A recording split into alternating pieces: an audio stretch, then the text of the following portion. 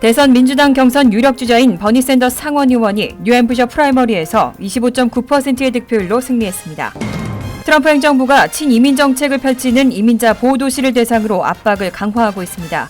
뉴저지주를 상대로 주 로컬 사법기관이 이민 세관 단속국 등과 협력하지 못하게 하는 지침을 막아달라고 소송을 제기했습니다. 연방 우편 서비스가 신종 코로나 바이러스 감염증 사태로 중국과 홍콩에 대한 우편물 신속 배송 서비스를 일시 중단했습니다.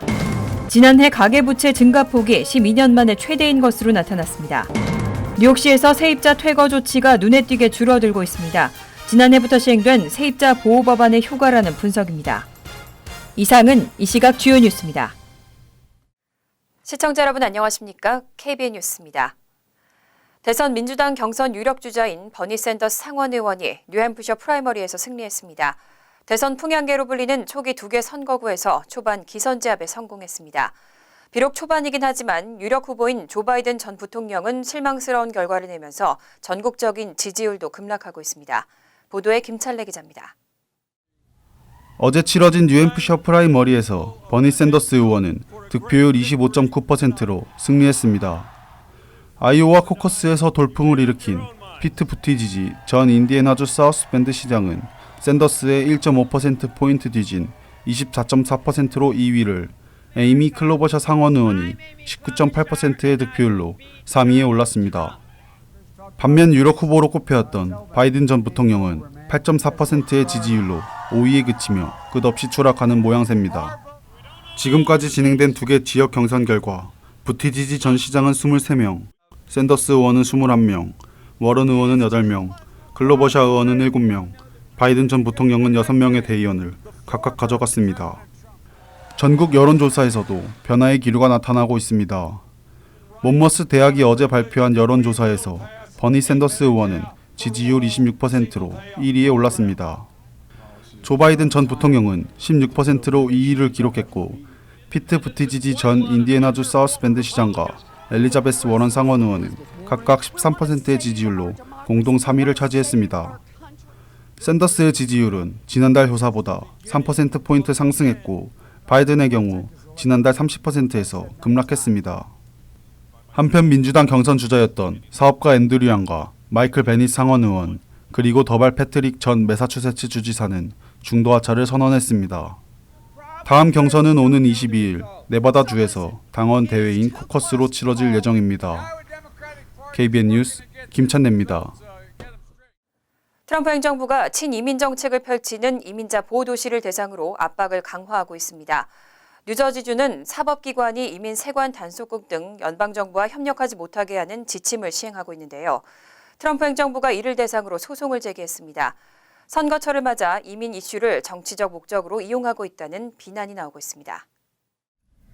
워싱턴 포스트 등은 윌리엄 바 법무장관이 10일 전국 경찰 연합 행사에서 연방정부가 이민자 보호도시를 대상으로 법적 절차와 관련 조사를 진행할 것을 발표했다고 보도했습니다. 특히 뉴저지주를 상대로는 주 로컬 사법기관이 이민세관 단속국 등 연방정부와 협력하지 못하게 하는 지침을 막아달라고 소송을 제기했습니다. 뉴저지주 검찰은 지난해 3월부터 이민자 신뢰 지침을 통해 이민세관 단속국이 주나 지역 사법기관의 주민정보에 접근할 수 없도록 하고 있습니다. 지역 경찰들이 이민 세관 단속국의 불체자 체포에도 협조하지 않도록 하는 방안을 시행 중입니다. 바 법무장관은 일부 주 로컬 사법기관이 범죄자들의 추방을 막기 위해서 처벌을 낮추고 있는 사례를 발견했다며 이민자 보호도시들이 서류 미비 이민자들을 감추기 위해 연방법을 어기고 있는지에 대해 조사에 착수하겠다고 전했습니다. 반면 소송을 당한 주들은 트럼프 행정부가 선거철을 맞아 이민 이슈를 정치적 목적으로 이용하고 있다고 비난하고 있습니다.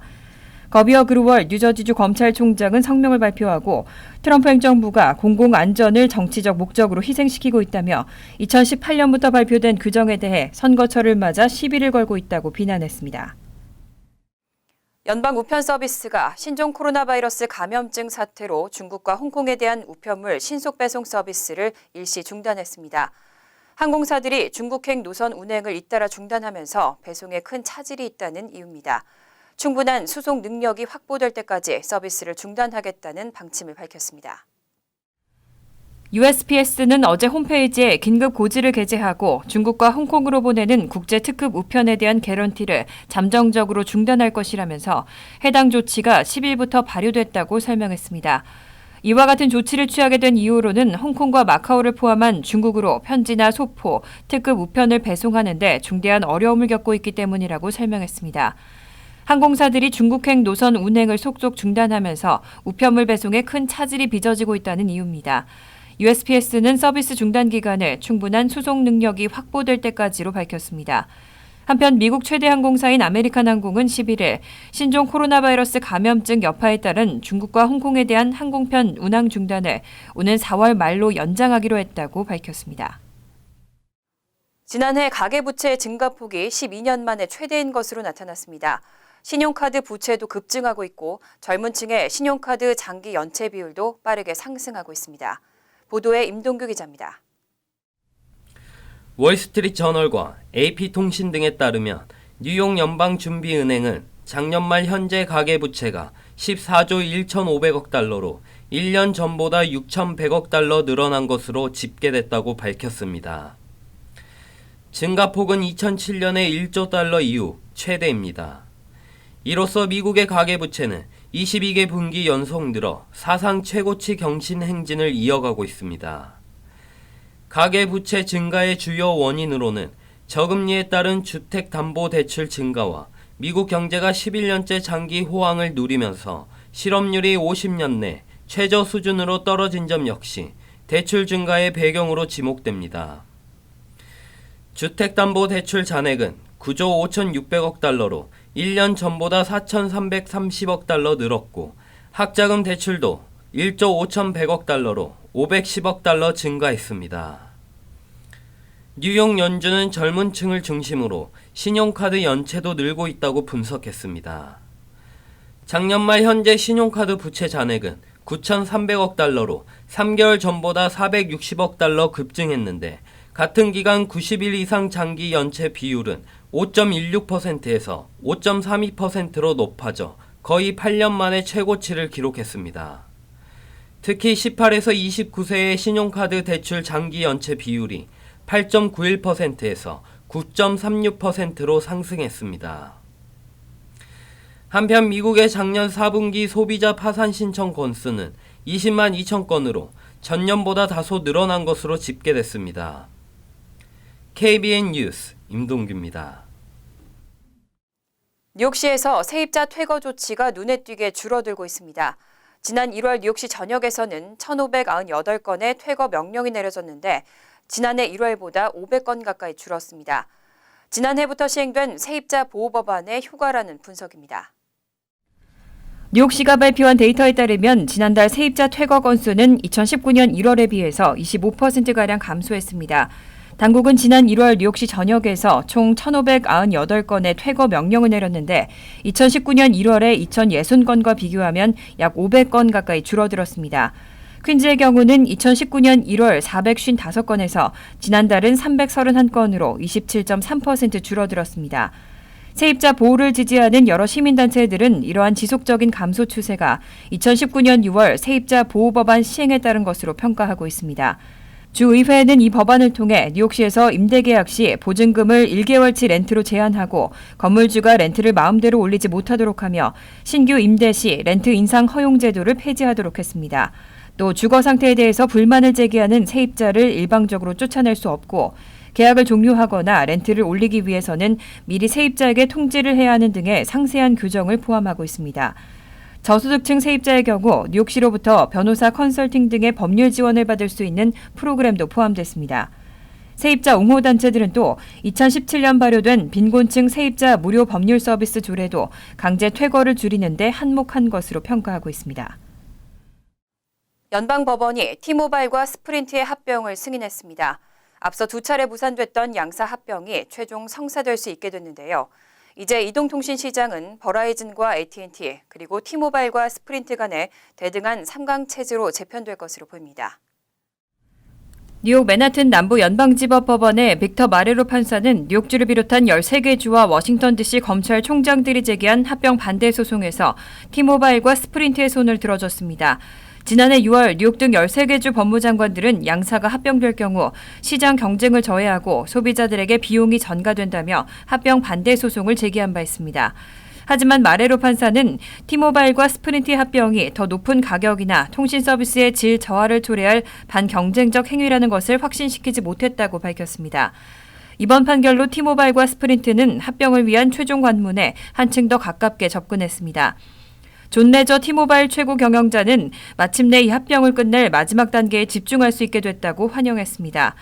티모바일과 스프린트는 2018년 4월 260억 달러 규모의 합병 협상을 타결하고 지난해 법무부와 연방통신위원회의 승인을 받았습니다. 합병이 마무리되면 티모바일과 스프린트는 8천만 명의 가입자를 보유하게 됩니다. 이동통신 시장이 버라이존 AT&T와 함께 3강 체제로 재편될 것으로 보입니다. 한편 소송을 주도한 뉴욕주 레티샤 제임스 검찰총장은 판결에 동의하지 못한다며 항소를 포함해 옵션을 검토할 것이라고 밝혔습니다. 뉴욕시가 상습 난폭 운전자를 상대로 강력한 규제를 추진하고 있습니다. 보통은 속도 위반 카메라에 적발된 운전자의 80%는 3년 안에 같은 이유로 티켓을 받는 일이 거의 없다고 합니다. 1년 내 수차례 연속해서 적발되는 경우는 적지만 이런 경우는 보다 강력하게 처벌하겠다는 방침입니다. 뉴욕시 의회가 11일 본회의에서 교통법규를 지키지 않는 운전자에 대해 소유 차량을 압류하고 안전운전 교육을 받도록 하는 조례안을 통과시켰습니다. 난폭 운전자 책임법으로 불리는 이 조례안은 운전자가 1년 안에 5번 빨간 신호를 무시했거나 15번 이상 스쿨존 속도를 위반하다 적발되면 안전운전 교육을 수료할 때까지 운전자의 차를 압류하도록 하고 있습니다. 이와 같은 조례안은 2년 전 브루클린 파크슬로프에서 난폭 운전자가 낸 사고로 2명의 어린이가 숨지고 22명이 다치는 일이 일어난 뒤 브래드 랜더 의원이 발의했습니다. 당시 사고를 낸 여성 운전자는 이전 2년간 신호 또는 속도 위반으로 12장의 벌금 티켓을 받은 전력이 있는 것으로 나타났습니다. 시 교통국 자료에 따르면 속도 위반 카메라에 적발된 운전자의 경우 80%는 3년 안에 같은 이유로 티켓을 받는 일이 거의 없었습니다. 1년 내 수차례 연속해서 위반 사항이 적발될 경우는 극히 적지만 교통법규를 상습적으로 지키지 않는 운전자들에게는 이전보다 강력한 처벌이 필요하다는 분석입니다. 랜더 의원은 뉴욕시 최악의 운전자로 5천여 명 정도가 이번 조례의 규제 대상이 될 것으로 예상하고 있습니다. 뉴욕시 의회가 브루클린 브리지의 개선을 위한 시민 아이디어를 공모합니다. 시민 아이디어 공모는 4월 5일까지이고 아이디어가 선정되면 상금도 주어집니다. 뉴욕시는 시민들의 아이디어를 향후 브릿지 개선에 반영하겠다고 밝혔습니다. 코리 존슨 시의장은 10일 브루클린 브릿지를 오가는 보행자와 사이클리스트의 안전과 이용 편리를 위한 아이디어를 모집하고 뉴욕시 교통국이 반영하도록 하겠다고 밝혔습니다. 세계적으로 유명한 다리 중 하나인 브루클린 브릿지는 차도와 인도 그리고 자전거 전용 도로 등으로 구분되어 있습니다. 하지만 워낙 이용객이 많은 데다 관광객까지 몰리면서 특히 보행자와 자전거 간의 사고 위험이 문제가 되고 있습니다. 뉴욕시는 그간 이 문제를 놓고 대안을 마련하겠다고 했지만 아직까지 아무런 개선책이 나오지 않으면서 최근 자전거 이용이 줄고 있습니다. 시 교통국은 시민들이 문제를 해결할 수 있는 아이디어를 모아주면 반드시 향후 개선에 반영할 것이라고 강조했습니다. 한편 지난해의 경우는 주중 하루 평균 15,000명이 다리를 건넌 것으로 집계됐고 사이클리스트는 지난해 주중 평균 3,000명인 것으로 집계됐습니다. 이번 시민 아이디어 공모는 4월 5일까지로 5월에 부분별 입상자를 발표합니다. 21세 미만 그룹에서 아이디어가 뽑히면 각 3,000달러의 상금이 수여되고 성인 그룹에서는 각 13,000달러의 상금이 주어집니다. 이후 6월에는 아메리칸 아이돌 스타일의 이벤트를 열고 시민들의 투표를 통해 최종 우승자를 가릴 예정입니다. 뉴저지 한인 밀집타운의 재산세 상승세가 꺾일 줄 모르고 있습니다. 에지워러와 데마레스트 등 일부 타운은 4% 이상 오르면서 뉴저지 전체에서도 높은 인상을 기록했습니다. 뉴저지에서는 매년 재산세를 2% 이상 올리지 못하도록 규정하고 있지만 유명무실이라는 지적입니다. 최근 발표된 2019년 뉴저지 타운별 재산세 현황에 따르면 대다수 한인 밀집타운의 재산세가 2018년보다 1에서 5% 인상됐습니다. 특히 에지워러와 데마레스트, 팰리세이즈 팍, 잉그루드 클립스 등 일부 타운은 재산세가 4% 이상 오르면서 뉴저지 전체에서도 인상률이 높았습니다. 한인 밀집타운 가운데 재산세가 가장 많이 오른 타운은 에지워러로 평균 재산세가 $9,022를 기록해 5.3% 인상됐습니다. 이어 데마레스트가 4.1%의 인상률을 기록해 최초로 평균 재산세가 2만 달러를 넘었습니다. 최대 한인 밀집타운으로 꼽히는 팰리세이즈 팍도 평균 재산세가 9,975달러를 기록하면서 4%의 높은 인상률을 보였습니다. 잉그루드 클립스의 평균 재산세도 전년보다 4%가 오른 15,156달러로 나타났습니다. 이외에 포트리와 리치필드, 파라무스, 해링턴팍, 테너플라이 등이 주정부의 연간 재산세 인상 상한선인 2%를 넘어섰습니다. 뉴저지에서는 2011년부터 재산세를 2% 초과에 올릴 수 없도록 하는 규정이 시행되고 있지만 유명무실하다는 지적이 끊이지 않고 있습니다. 한편 한인 밀집타운 가운데 평균 재산세가 가장 높은 곳은 알파인으로 21,468달러를 기록했고 테너플라이와 클로스터, 해링턴팍 등이 뒤를 이었습니다.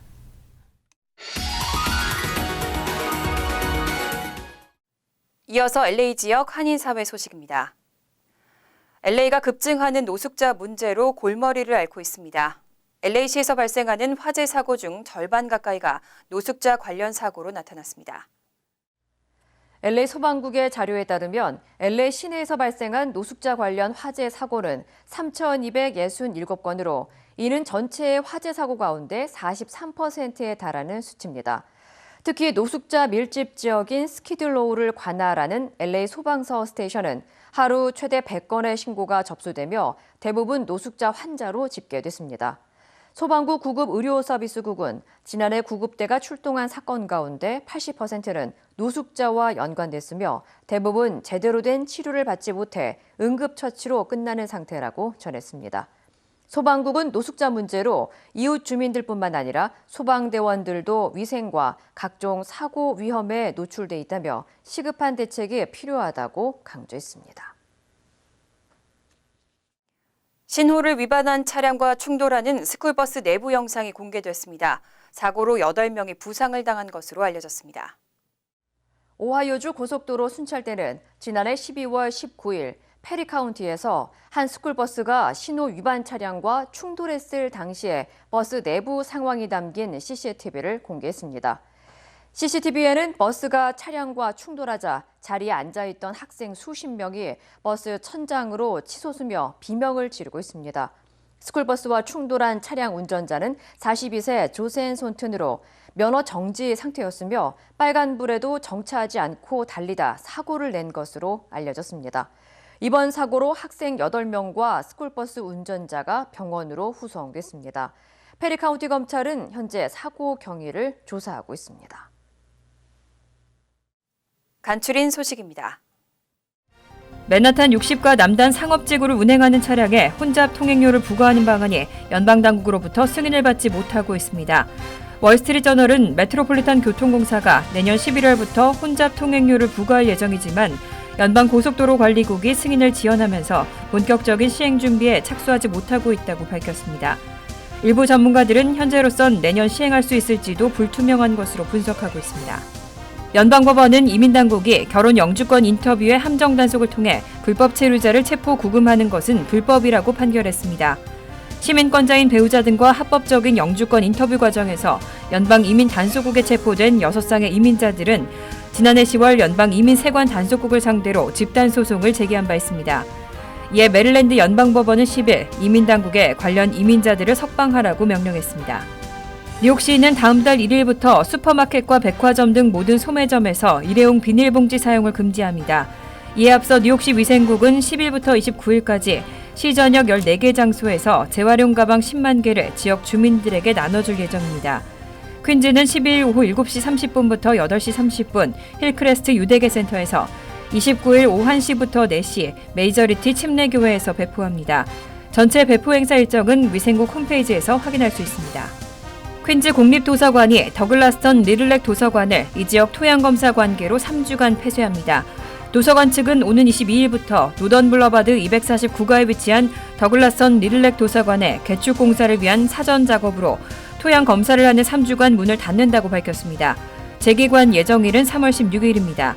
이 기간 도서관 이용이 필요한 주민들은 가까운 베이사이드 또는 놀스힐스 도서관을 이용할 수 있습니다. 환율과 증권 소식입니다.